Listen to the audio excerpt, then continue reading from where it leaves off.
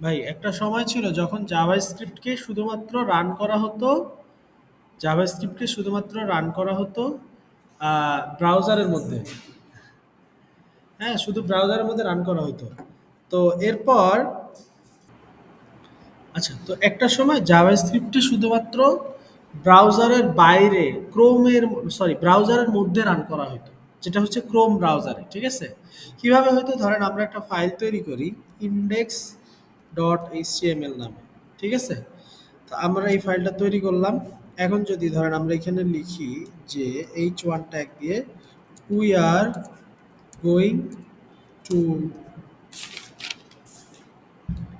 Learn JS, কিছুটা লিখলাম। হ্যাঁ, এখন আমরা এটাকে কি করতে পারি, গো লাইভে দিয়ে এই যে নিয়ে আসছি না। এখন আমার এই ব্রাউজার চলে আসছে না। এখন ব্রাউজারের থেকে আমরা ইনস্পেক্ট করব, একটু একটু নিচের দিকে আসবো। এই ইনস্পেক্ট করার পরে দেখেন এখানে একটা অপশন আসবে কনসোল নামে, দেখছেন? কনসোল নামে যে অপশনটা আসছে, এই কনসোলের মধ্যে শুধুমাত্র একটা সময় রান করা হতো। ঠিক আছে? কিন্তু নোড.জেএস আসার পর আমরা জাভাস্ক্রিপ্টকে ব্রাউজারের বাইরেও রান করতে পারি। নোড.জেএস আসার পর আমরা জাভাস্ক্রিপ্টকে ব্রাউজারের বাইরেও রান করতে পারছি। ঠিক আছে? আচ্ছা, তো এখন যদি আমরা একটু আসি যে এখন কিভাবে সেটা করব, তাহলে আমাদের ডট এইচটিএমএল মানে কি ফাইল? এটা ডট এইচটিএমএল মানে কি ফাইল? HTML file. তাহলে জাভাস্ক্রিপ্টের জন্য ধরেন আমরা একটা ফাইল তৈরি করি স্ক্রিপ্ট ডট জেএস, তাহলে এটা কি ফাইল? জাভাস্ক্রিপ্ট। এখন ধরেন আমরা আমরা যদি এইচটিএমএল ফাইলের সাথে অন্য একটা ফাইলকে কানেক্ট করি, তাহলে কি করতে হয়? লিংক করে দিতে হয়, তাই না? ঠিক একইভাবে জাভাস্ক্রিপ্ট ফাইলটাকে আমরা স্ক্রিপ্ট ট্যাগ দিয়ে কানেক্ট করব, লিংক ট্যাগ দিয়ে না। কি ট্যাগ? স্ক্রিপ্ট। স্ক্রিপ্ট ট্যাগে গেলাম। এরপরে এই যে এসআরসি যেটা আছে না, এসআরসিটা নিলাম। এর মধ্যে আমাদের ফাইলটার নাম কি ছিল? Script dot JS. এখন আমরা স্ক্রিপ্ট ট্যাগের মধ্যে ধরেন কিছুটা লিখি। জাভাস্ক্রিপ্টের আউটপুট প্রিন্ট করে কনসোল ডট লগ দিয়ে। আপনারা অন্যান্য প্রোগ্রামিং ল্যাঙ্গুয়েজ শিখছেন না? প্রিন্ট এফ লেখে, প্রিন্ট লেখে, তাই না? জাভাস্ক্রিপ্টে আমরা আউটপুট প্রিন্ট করি কনসোল ডট লগ। কনসোল তো আমরা জানি কোনটা, তাহলে কনসোলের লগের মধ্যে আমরা আউটপুটটা দেখি। কারণ আমি এখানে কনসোল ডট লগ লিখে একটা কথা লিখি যে we are learning JS here. এখন এটা এটা কেন ডাবল কোটেশনের মধ্যে লিখছি বলেন তো? কেউ তো জিজ্ঞেস করলেন না। কারণ এটা একটা স্ট্রিং, এটা তো নাম্বার না, তাই না? এটা একটা স্ট্রিং, এই কারণে এটা ডাবল কোটেশনের মধ্যে লিখছি। এখন যদি আমরা একটু সাইডটাতে যাই, এই যে দেখেন এখানে চলে আসছে, দেখছেন? হ্যাঁ, সব এখানে চলে আসবে। আর আমাদের উদ্দেশ্য হচ্ছে আমরা যখন নোড.জেএস চলে আসছে তখন আমরা জাভাস্ক্রিপ্টকে এই ব্রাউজারের এই জায়গাটাতেই রান করতে পারি। মানে সরি, ব্রাউজার না, আমরা এইখানটাতে এই আইডিটাতেই রান করতে পারি। ঠিক আপনারা যেভাবে অন্যান্য প্রোগ্রামিং ল্যাঙ্গুয়েজ রান করেন না, এরকম ভাবে ব্রাউজারে যাওয়া লাগে অন্যান্য প্রোগ্রামিং ল্যাঙ্গুয়েজের জন্য। তো নোড.জেএস আসার পর আমরা এখানে রান করতে পারি। তো তার জন্য দেখেন উপর থেকে থ্রি ডটে ক্লিক করব, টার্মিনাল নামে একটা জিনিস আছে, এখান থেকে নিউ টার্মিনাল ওপেন করলাম। ওপেন করার পরে এই জায়গায় আমরা একটা কমান্ড লিখবো। যদি আপনার নোড.জেএস ইনস্টল করা থাকে, নোড.জেএস ইনস্টল করা আছে কিভাবে বুঝবো? আপনি নোড লিখে হাইপেন দিয়ে, নোড দি স্পেস দিয়ে একটা হাইপেন ভি দিবেন। নোড স্পেস হাইপেন ভি মানে হচ্ছে ভার্সন। দেখেন দিলাম। এখানে যদি আপনার ভার্সনটা দেখাই, তার মানে আপনার নোড.জেএসটা ইনস্টল করা আছে। তার মানে আপনার পিসিতে অবশ্যই আগে নোড.জেএসটা ইনস্টল করতে হবে। আচ্ছা, এবার দেখেন আমরা এই ফাইলটাকে রান করব। কোন ফাইলটা? স্ক্রিপ্ট ডট জেএস ফাইলটা। স্ক্রিপ্ট ডট জেএস ফাইলের মধ্যে কি লেখা আছে? We are learning JS here. এটাকে আমরা রান করার জন্য আমরা একটা কমান্ড লিখব, নোড স্পেস ফাইলটার নাম কি?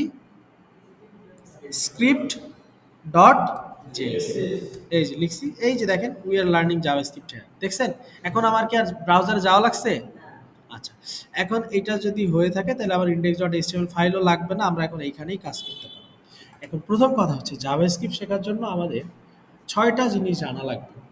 ৬টা জিনিস যদি আপনি খুব ভালো মতো জানতে পারেন, ৬টা জিনিস দেখলে যদি আপনি চিনতে পারেন ভাই, তাহলে জাভাস্ক্রিপ্ট আপনার জন্য পানির মতো সোজা। ৬টা জিনিস কি, কি? আপনাকে ডেটা টাইপ বা ভ্যারিয়েবল সম্পর্কে জানতে হবে, ডেটা টাইপ সম্পর্কে জানতে হবে। তারপর অ্যারে কি জানতে হবে, অবজেক্ট জানতে হবে, ফাংশন জানতে হবে, লুপ জানতে হবে, কন্ডিশন জানতে হবে। কয়টা বললাম? ছয়টা। এই ছয়টা জিনিস যদি আপনি একটা আরেকটা দেখলে চিনতে পারেন, তাহলে আপনার কাছে জাভাস্ক্রিপ্ট পানির মতো সোজা। ক্লিয়ার? কি কি বলছি বলেন ভাই? প্রথমে ভ্যারিয়েবল বা ডাটা টাইপ, তারপরে হচ্ছে অ্যারে, অবজেক্ট, ফাংশন, আর এটা কি বলছি? Loop, condition. ভ্যারিয়েবল বা ডাটা টাইপ তো প্রথমেই ছিল। এখন তাহলে আমরা প্রথমে আসি যে আউটপুট কি দিয়ে প্রিন্ট করে বলেন? কনসোল ডট লগ দিয়ে। তাহলে জাভাস্ক্রিপ্টের ডেটা টাইপ মূলত কত ধরনের আমরা আসি। জাভাস্ক্রিপ্টে আমরা W3 স্কুলস থেকে শিখবো, হ্যাঁ? জাভাস্ক্রিপ্ট W3 স্কুলস সার্চ দিলাম। W3 স্কুলস থেকে আমরা জাভাস্ক্রিপ্টটা শিখবো। তাহলে এখানে দেখেন ইন্ট্রোডাকশন আমাদের দেওয়া হয়ে গেছে। হোয়ার টু কোথায় ইউজ করব সেটাও দেখাই দিছে। HTML ফাইলের মধ্যে ইউজ করছি। আউটপুট কিভাবে প্রিন্ট করছি সেটাও দেখাইছি না ভাই? এরপর আসে স্টেটমেন্ট, তারপর আসে সিনট্যাক্স, জাভাস্ক্রিপ্টের সিনট্যাক্স, এরপর আছে কমেন্টস। তো ধরেন আমাদের যেটা দরকার সেটা হচ্ছে জাভাস্ক্রিপ্টের ভ্যারিয়েবলস। জাভাস্ক্রিপ্টে কিভাবে ভ্যারিয়েবলগুলোকে লেখে, ঠিক আছে? তাহলে জাভাস্ক্রিপ্টের ভ্যারিয়েবলগুলোকে লেখার জন্য আমরা 4টা ওয়ে ইউজ করতে পারি। একটা হচ্ছে অটোমেটিক্যালি, মানে আপনি কিছু একটা লিখছেন ধরেন 12, এটা অটোমেটিক্যালি লেখা হয়ে গেছে। আবার আর 3টা ওয়ে আছে, একটা হচ্ছে var, একটা হচ্ছে let, একটা হচ্ছে const। বলেন? var, let, const। var, let এবং const এর মধ্যে 3টার মধ্যে কিছু পার্থক্য আছে। পার্থক্যটা দেখাই, হ্যাঁ? ধরেন আমি লিখলাম var ah, var value equals to 10, ঠিক আছে? লিখছি। আচ্ছা, এবার দিলাম let value 1 equals to 20, ঠিক আছে? এরপরে দিলাম const value 3 equals to 30, ওকে? আচ্ছা, এখন কথা হচ্ছে যে value equals to 10, value 1 equals to 20, value 3 equals to 30। আচ্ছা, এখন কথা হচ্ছে যে ভাই 3টার মধ্যে পার্থক্য কোথায়? দেখেন আমি এখানে লিখছি কি var value equals to 10, পরের বার কি আর ভ্যালু 1 লিখছিলাম না ভ্যালু লিখছিলাম? 1। এবার দেখেন আবার আমি লিখবো var value equals to 20। আচ্ছা, আমি তো 1 নাম্বার লাইনে একবার লিখছিলাম value equals to 10, পরে আবার লিখছি value equals to 20। তাহলে আমার আউটপুট ভ্যালু কত এখন বলেন তো? ধরেন ভ্যালু যদি আমি আউটপুটে দেখতে চাই, টার্মিনালটা ওপেন করলাম। এখন যদি আমি দেই, আমার ফাইলের নাম কি নোড স্ক্রিপ্ট ডট জেএস, ভ্যালুর মান কত এখন? হ্যাঁ, এখানে যে 10 দিলাম, তাহলে 10টা চেঞ্জ হয়ে 20 হয়ে গেছে, তাই তো? তার মানে আমি এখানে 2টা জিনিস করছি। একটা হচ্ছে, একটাকে বলে এই যে এভাবে, এভাবে 2টা সামনের দিকে ফরওয়ার্ড স্ল্যাশ দিয়ে আমরা জাভাস্ক্রিপ্টে কমেন্ট করি, ঠিক আছে? এখানে 2টা জিনিস আছে। একটা হচ্ছে ডিক্লেয়ার, আরেকটা হচ্ছে অ্যাসাইন। বলেন? আচ্ছা, ডিক্লেয়ার মানে হচ্ছে এই var ভ্যালু, এটা হচ্ছে ডিক্লেয়ার। আর ইকুয়ালস টু 10 এটাকে বলে অ্যাসাইন। বুঝতে পারছি? তাহলে var ভ্যালু এটাকে কি বলে? আর ইকুয়ালস টু 10 মানে অ্যাসাইন। আচ্ছা, এই জায়গায় আমি কি করছি বলেন তো? ডিক্লেয়ারও করছি, অ্যাসাইনও করছি, তাই না? আচ্ছা, এই জায়গায় একই জিনিস যদি আবার করি তাহলে এটাকে কি বলে? রিডিক্লেয়ার এবং রিঅ্যাসাইন। বুঝতে পারছি? তার মানে ভারের ক্ষেত্রে আপনি রিডিক্লেয়ার করতে পারেন, রিঅ্যাসাইন করতে পারেন। এবার আসেন ভ্যালু 1 এর ক্ষেত্রে। ধরেন এখানে লিখলাম লেট ভ্যালু 1 ইকুয়ালস টু 30। যখন এখানে লিখছি দেখেন আমাকে একটা নিচে দাগ দিয়ে দিছে, দেখছেন? আমার এরর দিয়ে দিছে। কি বলতেছে? Can not redeclare block scope variable value 1। তার মানে আপনাকে রিডিক্লেয়ার করতে দিবে না। রিডিক্লেয়ার কোন অংশটুকু? লেট ভ্যালু 1, তাই না? তাহলে আমি লেটটা সরাই দিলাম, রিডিক্লেয়ার করলাম না। করছি? লেট সরাই দিছি। তাহলে এখন আমার এরর চলে গেছে। তার মানে এইখানে আমাকে অনলি কি করা যাবে? ডিক্লেয়ার করা যাবে এবং রিঅ্যাসাইন করা যাবে। দেখেন তো এখানে কিন্তু রিডিক্লেয়ার করতে পারছেন না, কিন্তু কি করতে পারছেন? রিঅ্যাসাইন করতে পারছেন। আচ্ছা, আর কনস্টের ক্ষেত্রে আপনি তাহলে কি হবে বলেন তো? আপনি বেসিক নলেজ দিয়ে বলেন। আপনি রিডিক্লেয়ারও করতে পারবেন না, রিঅ্যাসাইনও করতে পারবেন না। কনস্ট হচ্ছে কনস্ট্যান্ট। কনস্ট্যান্ট জিনিস কি চেঞ্জ হয়? কনস্ট্যান্ট হচ্ছে ধ্রুব। তাহলে এখন বলেন var লেটার কনস্ট্যান্ট পার্থক্য বুঝছেন? var হচ্ছে রিডিক্লেয়ার করা যায়, রিঅ্যাসাইন করা যায়। লেট অনলি রিঅ্যাসাইন করা যায়, রিডিক্লেয়ার করা যায় না। কনস্ট কোনোটাই হয় না, রিডিক্লেয়ারও হয় না, রিঅ্যাসাইন। ক্লিয়ার?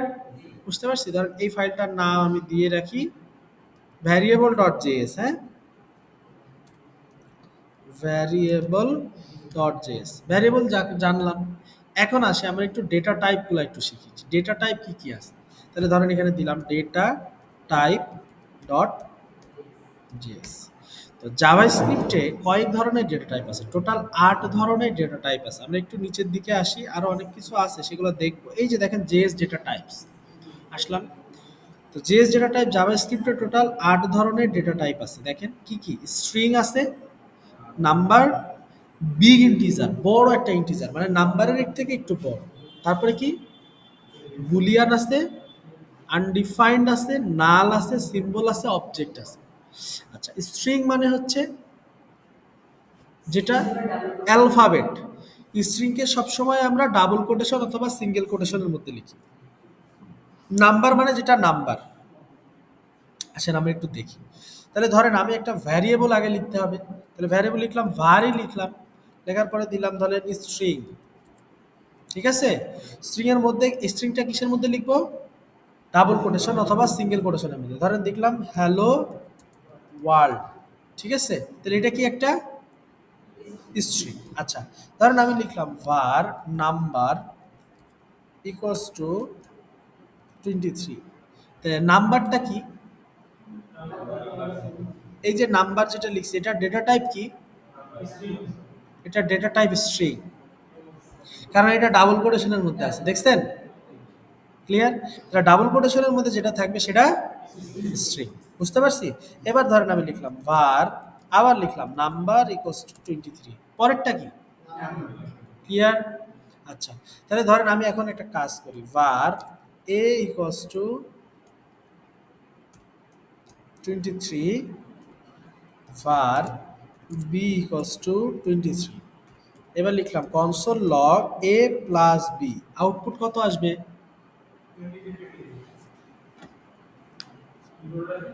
এরর আসবে।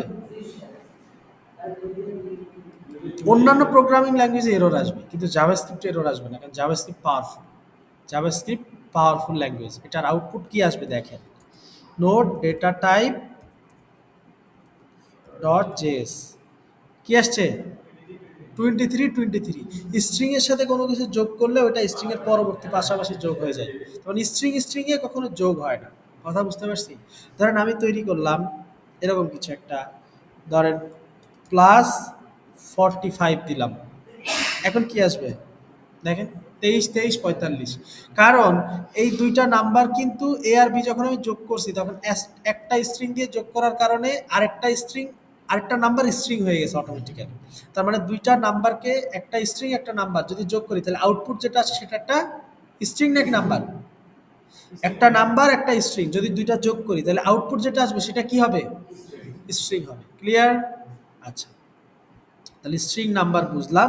এখন আছে বিগ ইন্টিজার। বিগ ইন্টিজার মানে বড় একটা নাম্বার, ধরেন এগুলো এখানে থাকুক, কোনো অসুবিধা নাই, এগুলো আমার এখানে থাকুক। আর বিগ ইন্টিজার এরপরে যেটা আছে সেটা হচ্ছে যে আনডিফাইন্ড নাল সিম্বল অবজেক্ট। আনডিফাইন্ড বলতে বোঝায় যেটা আপনি কখনো ডিফাইন করেন নাই। ধরেন আপনি কোনো একটা প্রপার্টিকে খুঁজতে যাচ্ছেন যেটা নাই, তাহলে সেটা কি হবে, ঠিক আছে, ডিফল্ট ভ্যালু। আরেকটা হচ্ছে নাল, নাল মানে হচ্ছে শূন্য, মানে যেটার অস্তিত্বই নাই, যেটা আছে কিন্তু ওটার কোনো ভ্যালু নাই, সেটা হচ্ছে নাল। আরেকটা আছে সিম্বল এবং অবজেক্ট। সিম্বল এবং অবজেক্ট এটা আমরা পরে দেখব। বুঝতে পারছি তাইলে? আচ্ছা, এখন যদি তাইলে আপনাদেরকে আমি আর একটু উপরের দিকে যাই, তাহলে লেট কনস এটা আমরা দেখলাম। কমেন্টসটা একটু দেখি, কমেন্টসটা কিন্তু আমরা অলরেডি দেখছি, ডাবল ফরওয়ার্ড স্ল্যাশ দিলে। সিনট্যাক্স দেখেন, হ্যাঁ সি এর মতো সিনট্যাক্স দেখেন, সিনট্যাক্স তো সহজ, সিনট্যাক্স আমরা অলরেডি করে ফেলছি। আপনি জাভাস্ক্রিপ্টে একটা জিনিসের মজা আছে, সেটা হচ্ছে জাভাস্ক্রিপ্টে আপনি যদি সেমিকোলন না দেন আপনাকে কোনো এরর দিবে না। বুঝতে পারছেন, এটা জাভাস্ক্রিপ্টে একটা মজা। আচ্ছা, তাহলে কমেন্টস দেখলাম, ভ্যারিয়েবলস দেখছি, কত কিছু একবারে দেখা হয়ে গেল দেখেন সহজে। লেট দেখলাম, কনস্ট দেখলাম, এবার আসে অপারেটরস। অপারেটরস কোনগুলা ভাই? হ্যাঁ, এইগুলো হচ্ছে অপারেটর। তাহলে অপারেটর কয়েক ধরনের হইতে পারে, আমরা একটু দেখি আসেন। জাভাস্ক্রিপ্ট অপারেটর, প্রথমে যে অপারেটরটা আছে সেটাকে বলে অ্যাসাইনমেন্ট অপারেটর। ওই যে আমি বলছিলাম বামেরটা ডিক্লেয়ার, ইকুয়াল সাইন থেকে অ্যাসাইন, তার মানে ইকুয়াল সাইন দিয়ে বোঝায় কি অপারেটর, অ্যাসাইনমেন্ট অপারেটর।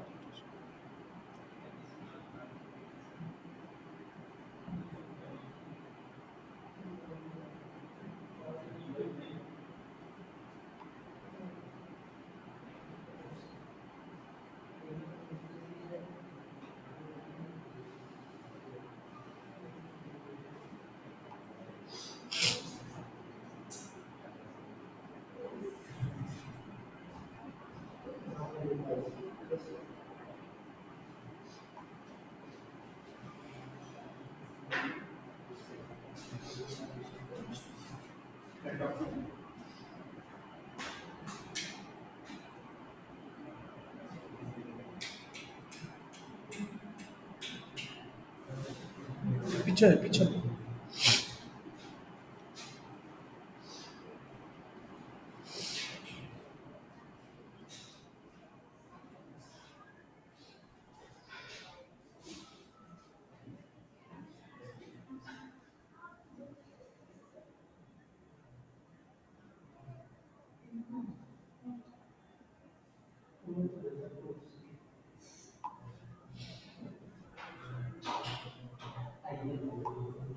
আচ্ছা, অ্যাডিশন অপারেটর মানে তো যোগ, এটা আমরা জানি।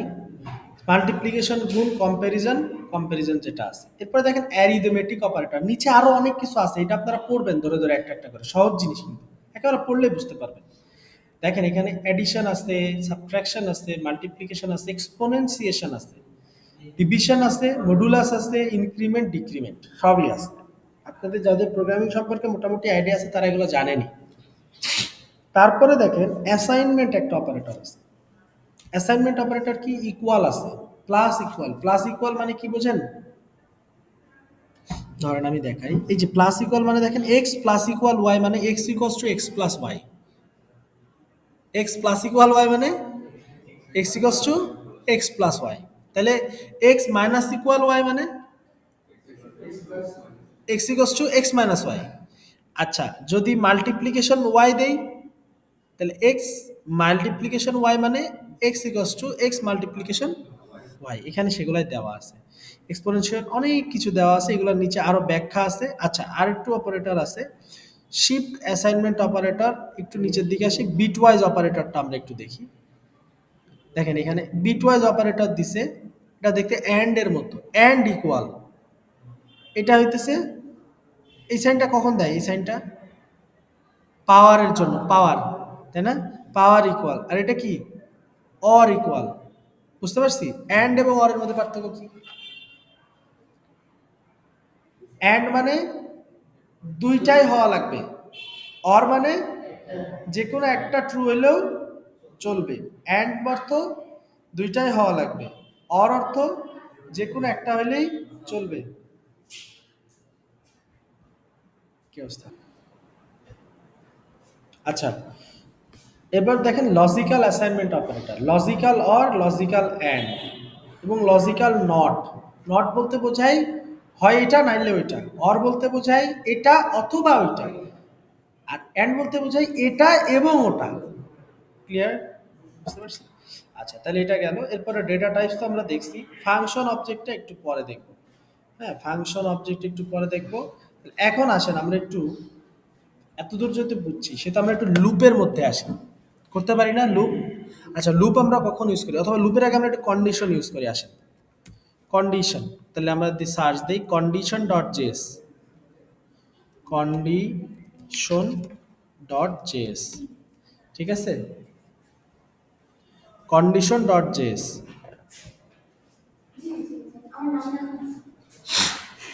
Condition dot JS. হ্যাঁ, ধরেন কন্ডিশনটা কখন অ্যাপ্লাই হয় বলেন তো আমাকে একটু ভাই, কন্ডিশনটা কখন প্রয়োজন হয়?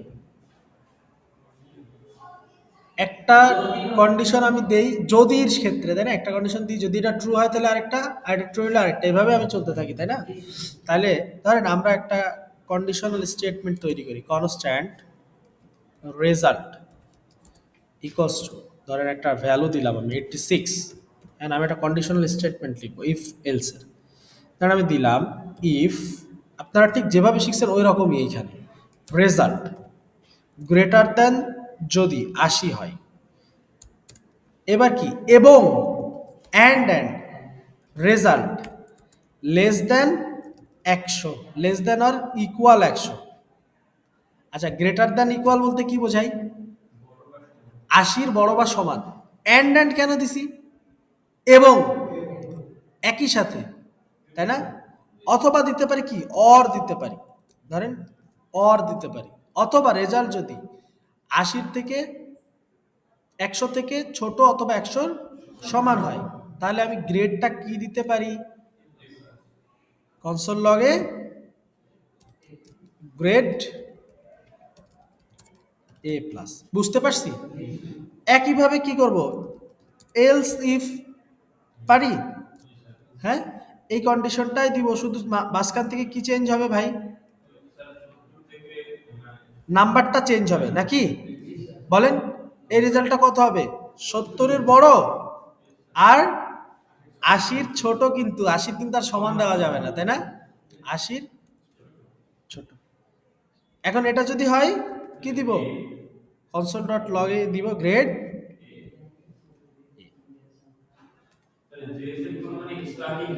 জি,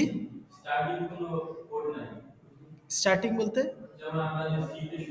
ইন্ডে একটা মেইন ফাংশন তৈরি করতে হয়, এই সেই। নাই নাই নাই, কোনো ঝামেলা নাই। মানে আপনি একটা মেইন ফাংশন ছাড়া আপনি কাজ করতে পারেন না, ইন্টিজার মেইন নামে একটা ফাংশন লেখা লাগে, তাই না? কোনো ঝামেলা নেই। বুঝতে পারছি? তাহলে এই প্রোগ্রামটা আপনারা একটু কমপ্লিট করেন পুরাটা। আচ্ছা, অ্যারে হচ্ছে অনেকগুলা ডাটার কালেকশন। ধরেন আমরা ডাটাকে স্টোর করার জন্য 3টা ভ্যারিয়েবল ইউজ করি না? একটা var, let, cost। এই 3টা ভ্যারিয়েবলের মধ্যে আপনি চিন্তা করেন var a equals to 12, কয়টা ভ্যালু স্টোর করতে পারছেন? একটার বেশি পারছেন? তাহলে আবার যদি আরেকটা ভ্যালু লাগে, তাহলে আবার আমাকে b equals to 12 নেওয়া লাগে নাকি? বা b equals to 13 নেওয়া লাগে। তাহলে আরো একটা করতে গেলে এরকম আমাকে যদি 100টা ভ্যারিয়েবল স্টোর করা লাগে, কয়টা ভ্যারিয়েবল লাগবে? 100টা। তা আমি, আমাদের তো যে জিনিসটা করাটা একটু টাফ, কারণ 100টা ভ্যারিয়েবল লেখা তো ঝামেলা, তাই না? আবার 100টা ভ্যারিয়েবল লিখলে মানে প্রতিটা ভ্যারিয়েবল লেখার পরপরই ওটা অনেক বেশি জায়গা নিয়ে নেয় এক একটা ভ্যারিয়েবল।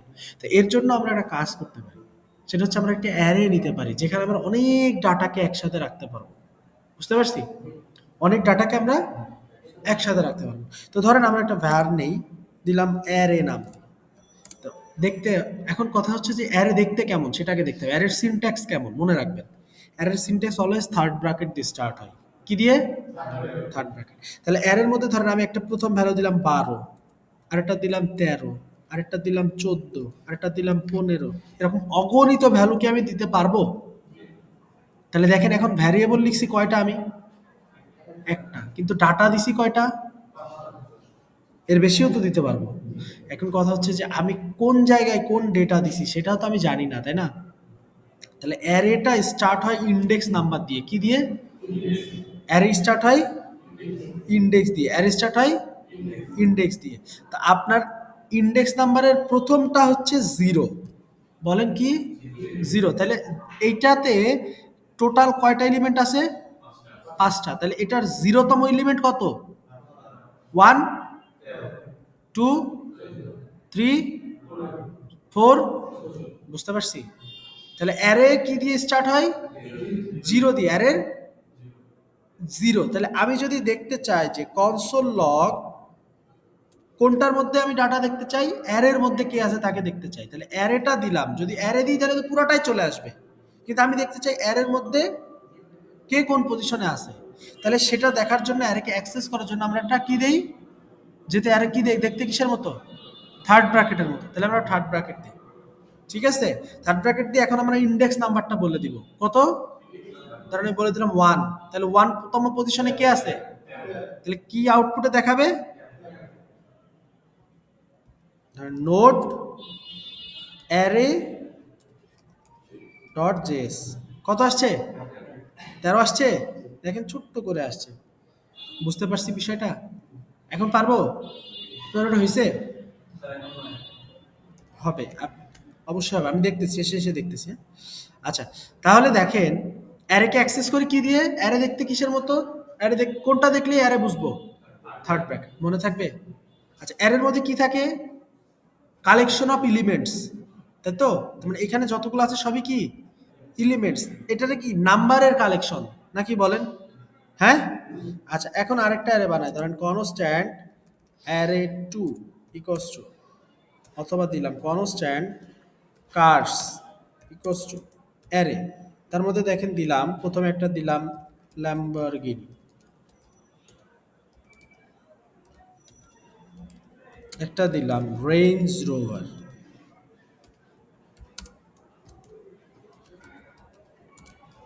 দেখেন এখন একটা এর মধ্যে আমি একাধিক কি দিতে পারতেছি? স্ট্রিং দিতে পারছি না? পারছি? বলেন পারতেছি কিনা? এখন দেখেন আরেকটা দিলাম আমরা, ধরেন টয়োটা। আরেকটা দিলাম ধরেন টেসলা, পারতেছি না? আমি চাইলে আরো দিতে পারি না? তাহলে এখন ধরেন আমি দেখতে চাই যে অ্যারের এই কার্সের ৩ নাম্বার পজিশনে কে আছে? কার্সের ৩ নাম্বার পজিশনে। তাহলে থার্ড ব্র্যাকেট দিয়ে ৩। তাহলে এখন যদি আমি আউটপুটটা দেখতে যাই, নোড অ্যারে ডট জেএস, ও সরি ভুল করে ফেললাম, clear node array dot JS. দেখেন তো কে আছে ৩ নাম্বারে? বুঝতে পারছি? তাহলে অ্যারেকে কি করতেছি আমরা? অ্যাক্সেস করতেছি। ঠিক আছে? এখন কথা হচ্ছে এভাবে তো আসলে অ্যাক্সেস করা যায় না। আমরা অ্যাক্সেস করতে হলে আরেকটা কাজ করতে পারি। যেহেতু এখানে অনেকগুলো এলিমেন্ট আছে, আমি দেখতে চাই যে অ্যারেটাকে ভেঙে দেখতে চাই যে অ্যারের মধ্যে কি, কি আছে।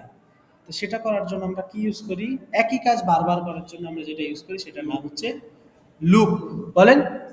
তাহলে ধরেন আমরা একটু সার্চ দেই এখানে, এখানে আসি।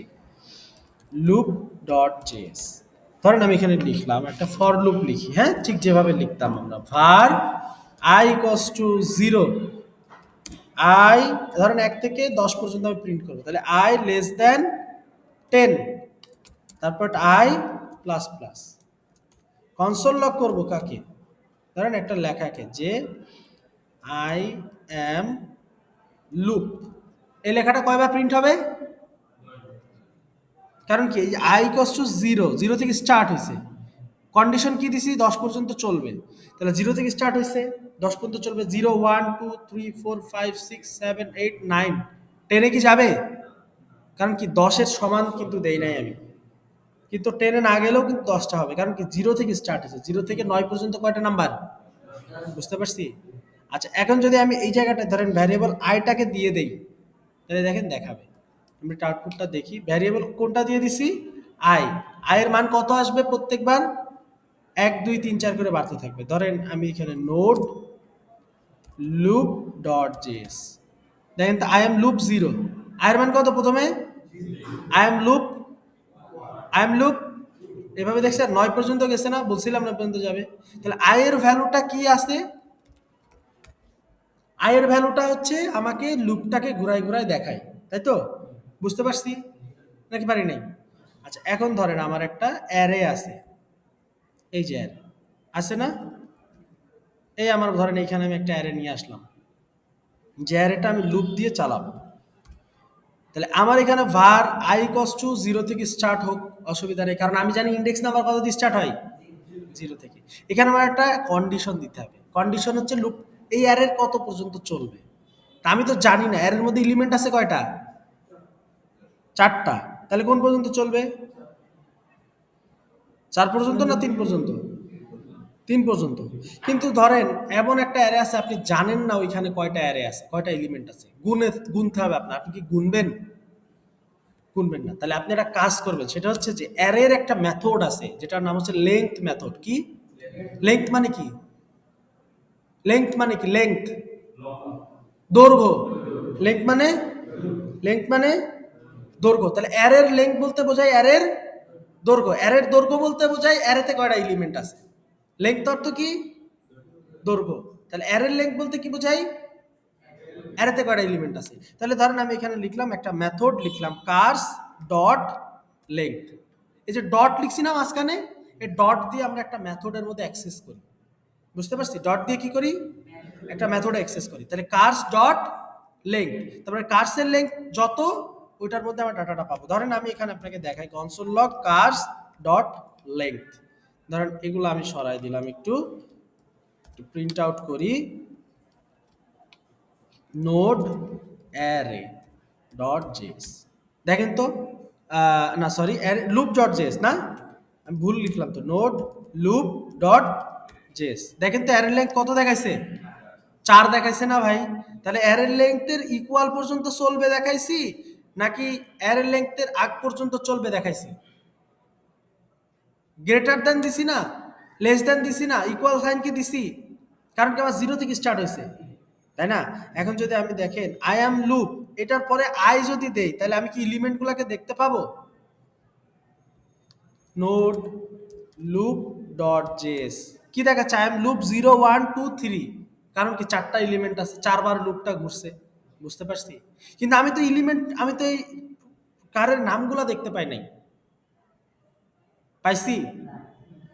আচ্ছা, আমরা জানি কারের নাম দেখার জন্য কি করতাম? কার্স, তারপরে কি দিতাম? থার্ড ব্র্যাকেট দিতাম।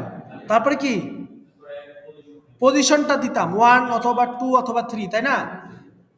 এটা দিতাম না? কিন্তু এইখানে তো আমি পজিশন দিতে পারতেছি না, পারতেছি? বলেন, এইখানে আমার পজিশনটা কে? আই না? আয়ের মধ্যেই তো 0 1 2 3 আছে। বলেন, তাহলে আমি একটা কাজ করতে পারি না? কার্সটা এখানে লিখলাম, লেখার পরে এই থার্ড ব্র্যাকেটের মধ্যে আইটা বসায় দিলাম। তাহলে আয়ের মান যখন 0 হবে তখন কারটাতে কোনটা দেখাবে ভাই? যখন 1 হবে রেঞ্জ রোভার, 2 হলে টয়োটা, 3 হলে টেসলা। বুঝতে পারছি না পারি নাই? ধরেন এই লুপটা আমি সরাই দিলাম, এটা সরাই দিলাম। এখন যদি আমি আসি, এই দেখেন নামগুলো চলে আসছে, দেখছেন? বুঝতে পারছি না পারি নাই? আচ্ছা, তাহলে এই হচ্ছে মোটামুটি আমাদের বেসিক কিছু নলেজ ছিল। আগামীকালকে এখান থেকে আমরা বাকিটা স্টার্ট করব। ওকে, তাহলে